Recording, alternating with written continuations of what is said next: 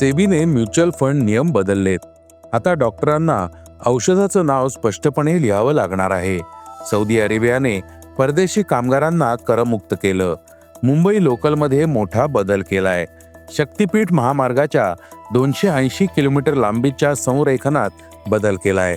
भारतीय कुस्ती संघटनेने कठोर पाऊल उचललंय. नव्या गाण्यामुळे नेहा कक्कर ट्रोल झाली आहे. या बातम्या आपण आजच्या पॉडकास्टमध्ये ऐकणार आहोत. नमस्कार, मी अनिरुद्ध गद्रे. आज 19 डिसेंबर, वार शुक्रवार. तुम्ही ऐकत आहात isakal.comचं पॉडकास्ट. पॉडकास्टची पहिली बातमी आहे म्युच्युअल फंड नियमांची. शेअर बाजार नियामक सेबीने म्युच्युअल फंड आणि स्टॉक ब्रोकरना नियंत्रित करणाऱ्या नियमांमध्ये मोठे बदल मंजूर केलेत. या सुधारणांचा उद्देश नियम सोपं करणं, गुंतवणूकदारांसाठी खर्च कमी करणं आणि वित्तीय व्यवस्था अधिक पारदर्शक करणं आहे. हा गेल्या काही वर्षातील सर्वात मोठा नियामक बदल असल्याचं मानलं जातं, ज्याचा थेट सामान्य गुंतवणूकदारांच्या आर्थिक कल्याणावर परिणाम होतो. सेबीने म्युच्युअल फंडांशी संबंधित नियम पुन्हा लिहिण्याचा निर्णय घेतलाय. या अंतर्गत नवीन सेबी नियमावली 2026 सादर केली जाईल. गुंतवणूकदारांना समजणं सोपं व्हावं यासाठी विविध परिपत्रकांमध्ये विखुरलेले जुने नियम एकत्रित केले जातील. सेबीने म्हटलं आहे की गुंतवणूकदारांच्या संरक्षणाशी संबंधित मूलभूत नियम तेच राहतील, परंतु भाषा सोपी केली जाईल. माहिती अधिक स्पष्टपणे प्रदान केली जाईल. गुंतवणूकदारांसाठी सर्वात महत्त्वाचा बदल म्युच्युअल फंड खर्च किंवा खर्च गुणोत्तराशी संबंधित आहे. सेबीने आता त्याचं नाव बेस एक्सपेन्स रेशो असं ठेवलंय. याचा अर्थ असा की जीएसटी, स्टॅम्प ड्युटी आणि व्यवहार कर यासारखे सरकारी शुल्क आता वेगळे दाखवले जातील. यामुळे गुंतवणूकदारांना त्यांचे पैसे कुठे खर्च केले जात आहेत याचं स्पष्ट चित्र मिळेल. पॉडकास्टची दुसरी बातमी आहे डॉक्टरांच्या हस्ताक्षराबाबत. डॉक्टर आता मनमानी पद्धतीने प्रिस्क्रिप्शन वापरू शकणार नाहीत. त्यांना आता स्पष्ट सुवाच्य प्रिस्क्रिप्शन लिहावे लागतील. राष्ट्रीय वैद्यकीय आयोगाने या संदर्भात एक महत्त्वाचा निर्णय घेतलाय. आयोगाच्या निर्णयानुसार देशभरातील सर्व वैद्यकीय महाविद्यालयांमध्ये डॉक्टरांच्या प्रिस्क्रिप्शनवर लक्ष ठेवण्यासाठी एक उपसमिती स्थापन केली जाईल.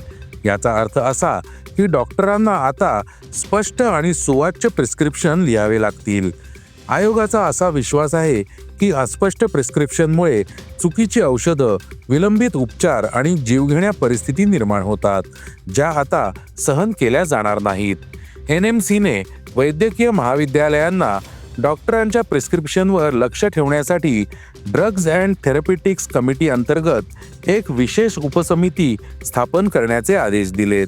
बहुतेक डॉक्टरांचं प्रिस्क्रिप्शन इतकं गुंतागुंतीचं असतात की ते समजण्यासारखे किंवा वाचता येत नाहीत. या प्रिस्क्रिप्शनमुळे आरोग्य सेवेसाठी गंभीर समस्या निर्माण होत आहेत, ज्यामुळे चुकीची औषधं, विलंबित उपचार आणि गंभीर आरोग्य धोके निर्माण होतात. पॉडकास्टची तिसरी बातमी आहे सौदी अरेबियाची. सौदी अरेबियाने स्थलांतरित कामगारांना मोठा दिलासा दिलाय. क्राऊन प्रिन्स मोहम्मद बिन सलमान यांच्या अध्यक्षतेखाली झालेल्या मंत्रिमंडळाच्या बैठकीत औद्योगिक क्षेत्रातील परदेशी कामगारांवर लादलेले आर्थिक कर रद्द करण्याचा निर्णय घेण्यात आलाय. या निर्णयामुळे केवळ सौदी उद्योगांनाच फायदा होणार नाही, तर तेथे काम करणाऱ्या सुमारे 3 लाख भारतीयांसह लाखो परदेशी कामगारांनाही थेट फायदा मिळण्याची अपेक्षा आहे. ही सूट सौदी अरेबियामध्ये औद्योगिक परवान्या अंतर्गत नोंदणीकृत औद्योगिक आस्थापनांना लागू आहे. याचा अर्थ असा की कारखाने, उत्पादन युनिट्स आणि औद्योगिक प्रकल्पांमध्ये काम करणाऱ्या परदेशी कामगारांना यापुढे सरकारने लादलेले अतिरिक्त शुल्क आकारले जाणार नाही. यामुळे कंपनीचा खर्च कमी होईल. अप्रत्यक्षपणे कामगारांवर भार पडेल. सौदी सरकारचे म्हणणे आहे की हा निर्णय औद्योगिक क्षेत्राला बळकटी देण्याच्या क्राऊन प्रिन्सच्या दृष्टिकोनाचा एक भाग आहे. पॉडकास्टची चौथी बातमी आहे मुंबई लोकल प्रवाशांसाठी. मुंबई महानगरपालिका निवडणुकीच्या पार्श्वभूमीवर मुख्यमंत्री देवेंद्र फडणवीस यांनी एक आनंदाची बातमी दिली. मुंबई लोकल ट्रेनच्या ताफ्यासाठी ऑटोमॅटिक डोअर क्लोजिंग सिस्टीमने सुसज्ज असलेल्या 238 नवीन ट्रेन खरेदी केल्या जातील. 120 मेल एक्सप्रेस ट्रेन आणि 3200 उपनगरीय लोकल ट्रेनची क्षमता वाढवण्यात येईल. 7 उपनगरीय प्लॅटफॉर्मचा विस्तार करण्यात येईल. वांद्रे येथे 3 नवीन पीट लाईन्स विकसित केल्या जातील. 24 डब्यांच्या गाड्या सामावून घेण्यासाठी मुंबई सेंट्रल स्टेशनवरील प्लॅटफॉर्मचा विस्तार केला जाईल, अशी घोषणा मुख्यमंत्री कार्यालयाने केली आहे.